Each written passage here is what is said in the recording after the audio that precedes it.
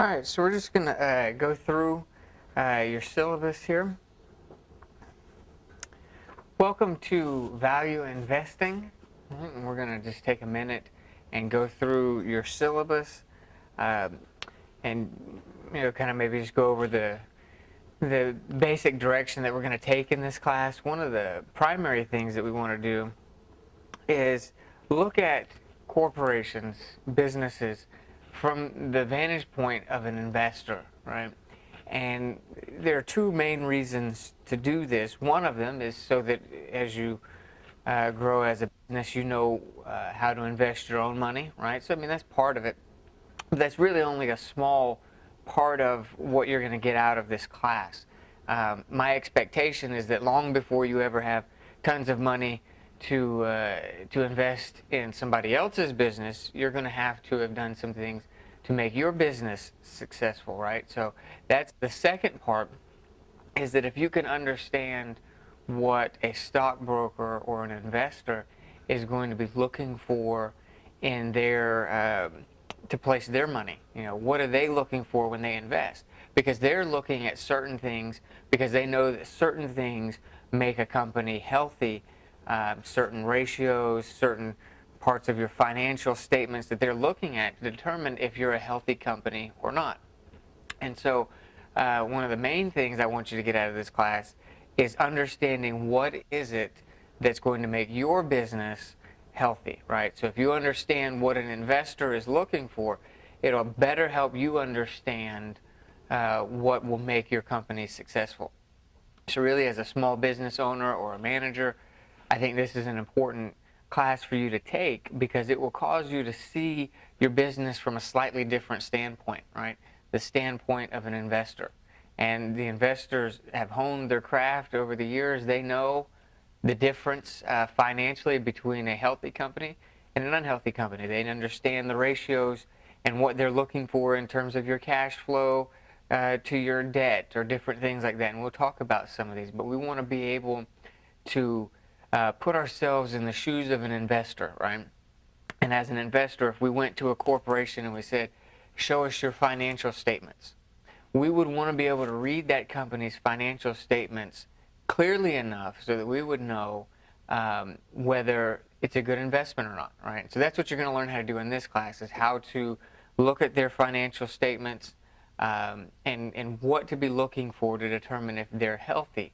The side benefit is then, once you know what a healthy company looks like, then you know where to tweak your own company and where to apply your effort there to get your own company to be something that somebody else would come in and say, now that's a healthy company, right? Okay, so the textbook for this class is called Financial Intelligence. It's called A Manager's Guide to Knowing What the Numbers Really Mean, right? And so this is a book on how to read the financial statements, not just how to write them, right? So that's kind of the difference between this class and the accounting class. In accounting, we're teaching you how to take your own financial information and turn it into a financial statement, right? So you're, as a business owner or as a member of a company, you've got all kinds of financial data coming to you, right? Just in all kinds of forms. Receipts, bills, invoices, all kinds of different ways that financial data is coming to you. And so the accounting class is about taking that information and putting it into coherent statements, right? Now this class is going to be about just taking the statement itself and learning to understand what that statement tells you about a business, right? So that's where it's going to be a little different. That's why I've got this book. It does a good job of explaining to you why you're reading the financial statements. What is it that the financial statements tell you? What is the story behind financial statements, right? So that's the textbook for this class. You want to make sure you grab that. So I'm just going to work my way through your syllabus really quick. If you have any questions, feel free to email me. If you'll notice, as far as the textbook reading, I just put in there, read as needed. Your reading quiz is week 7, right? So just make sure that you're ready for that. The reading quiz is done online. Once you start, you've got 45 minutes from the time you start. to be able to do all your questions. You can't pause it. If you try that, it's not going to work because it counts down from the moment you hit go. So make sure you're in a place where you can take the quiz easily, no distractions, all that kind of stuff. And as long as you do your reading, you should be fine. There's nothing on there that's designed to trick you. It's just designed to make sure that you have read the textbook. If something happens and you have some kind of a technical malfunction, or maybe it's not a technical malfunction, maybe it's just something happened while you were in the middle of taking the test and it was emergency and you had to leave the house. There is no retake on the test, but there is a form of grace, and it's you can write a 5-page paper on the book, right? So that is designed to where it's only emergencies, because nobody wants to write the 5-page paper. So it's designed so that if you have an emergency, you don't fail your assignment, but it's also designed that unless you have an emergency, you will probably want to take the online test. It's much easier, okay? All right, so you've got your discussion boards, right? Questions will be posted, and every 2 weeks you'll have a new question through the first 6 weeks. We don't do one in the last 2 weeks because you're focused on your final papers and reading quizzes and finals and all that stuff. But through the first 6 weeks, every other week, you've got your discussion board posts are due, and they're due Saturday at the end of week 2 at midnight, and at the end of week 4 and at the end of week 6, that Saturday night at midnight. And your papers are due on Thursday of whatever week that they're due, okay? So the one major paper that you have in this class is your financial analysis paper, right? Which is the main, idea behind this class. And so that's the one paper that you're going to want to put all your focus into for this class. It's 30% of the grade. A full third of this class just about is in this one paper. So let's take a look at that real quick. What I'm wanting you to do here is to get some experience analyzing a company, right? So we're going to do what we're learning, so to speak, right? So you're going to take 3 different publicly traded companies, okay? Now, publicly traded means that it's on the stock market, right? So this means it's a large company, right? That kind of thing. I don't want you analyzing just small companies. And the other reason behind doing the publicly traded company, because you could analyze financial statements of any organization, whether it's small or large, as long as they've kept their records, you can analyze their financial statements. But the reason I want you to do the publicly traded companies, something that say it's on the New York Stock Exchange, that's a very simple one, or the NASDAQ. I would stick to those two if I were you, but because those are kind of the main ones. So look for something that's traded on the New York Stock Exchange or something on NASDAQ, because in order to be a publicly traded company, they have to make their financial information publicly available, right? Because the whole country, the whole world really has the opportunity to invest in them because they're a publicly traded company. They're traded on the stock market. And so government doesn't want people just guessing, right, about where they should invest their money.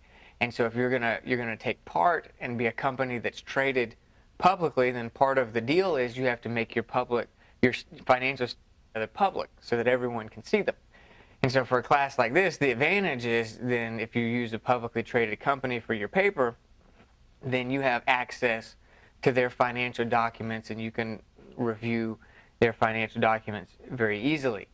So for this paper, you're going to have 3 different companies. I'm going to give you a little guidelines here for who you can choose, but you're going to pick 3 different companies.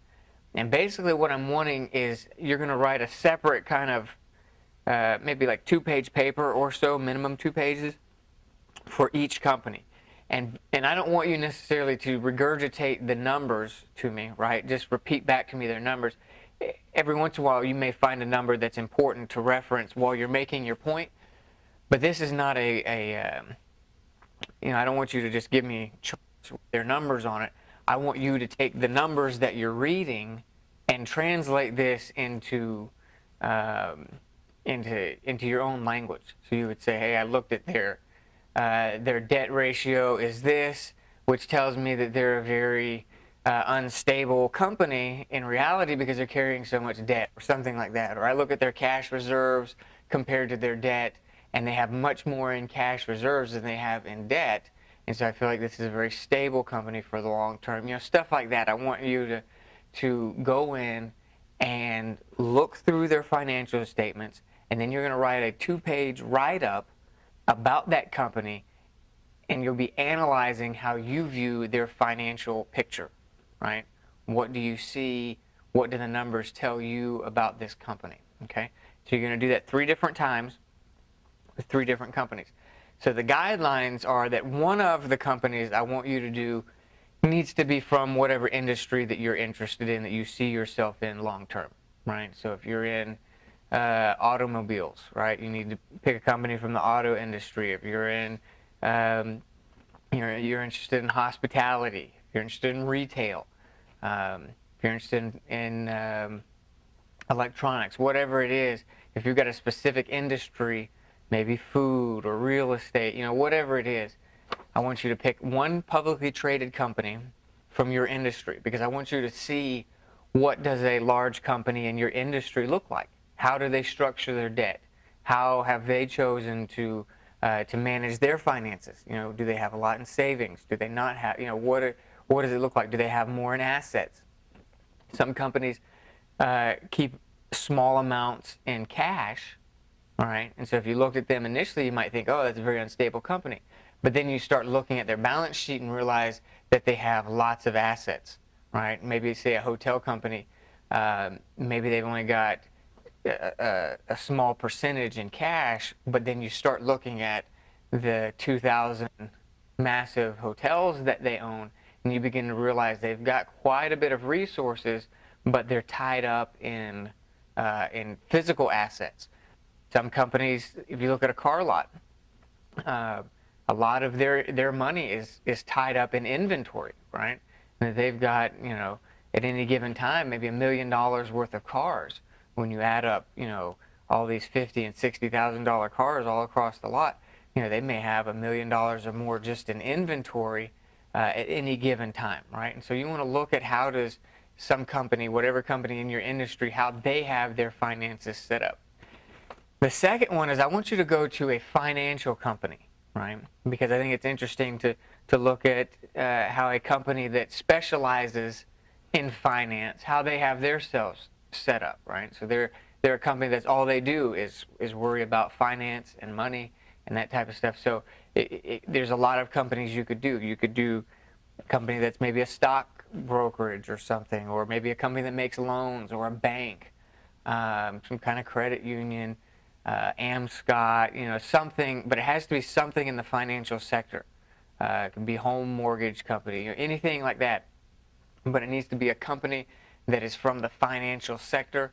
I want you to analyze their financial statements. And then the third one we're going to do, just kind of for fun, is the local business giant here in our area in Central Florida is Walt Disney World, right? And so I want you to analyze Disney's financial statements and talk about how they have themselves structured, right? Okay, so that's the main part of this class, other than the lessons and the text, is making sure you get that paper put together. So if you've got any questions, you can shoot me an email, and then you'll have a final. The video for the review will be up in week 7, and then you can take the final in week 8. Okay? So any questions, send me an email. We'll get started here next week with your lessons, and we'll kind of work our way through. But just understand the core of what we want.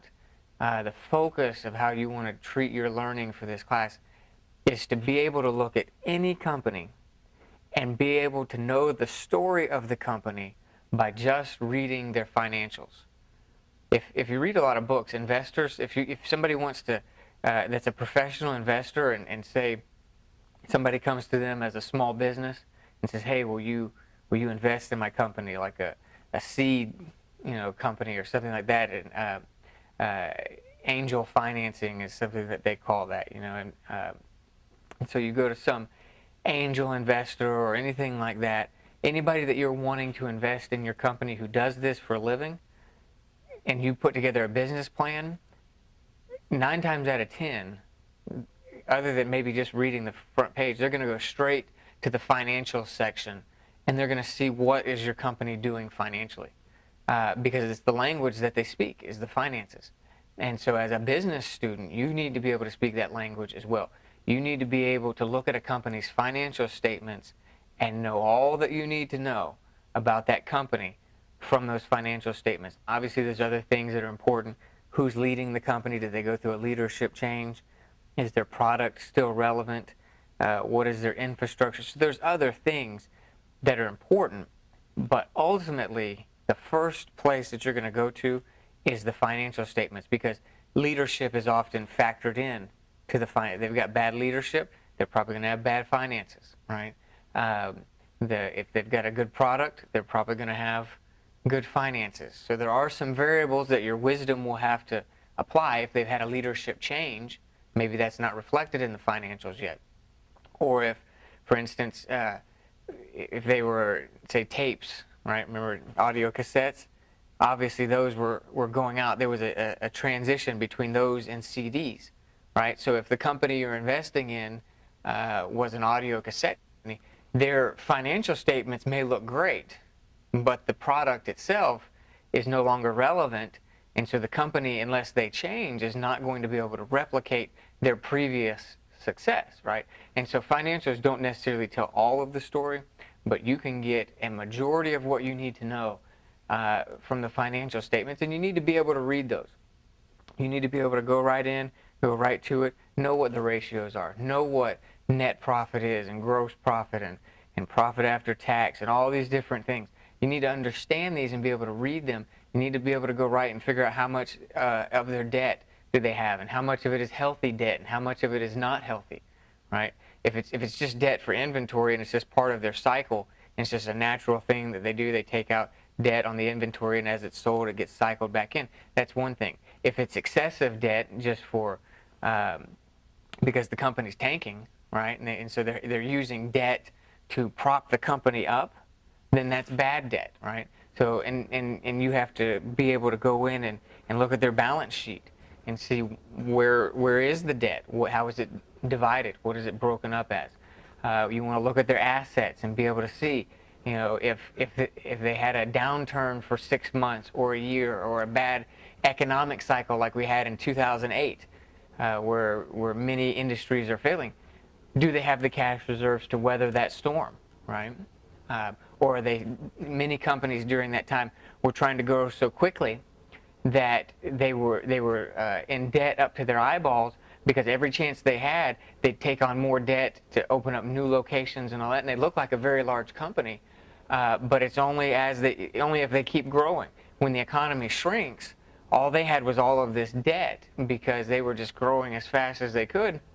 The economy shrinks, and the amount of income's not coming in anymore, and they no longer have the capacity to keep paying the bills, right? Because their growth was not because they had the cash to grow. Their growth was because they took out loans to grow, right? So you need to be able to look at it, because that's a big difference between a company that is using cash to grow versus a company that's using loans to grow. The stability of that is really important, right? Especially if you're going to invest in them long term. You would want to know, how are they structured, right? So anyway, so in this course, we want you to think about those things so that you should be able to look at any company's financial statements and get some kind of a mental picture about where they are, and be able to have some kind of comprehension about this company just on strictly reading the numbers, okay?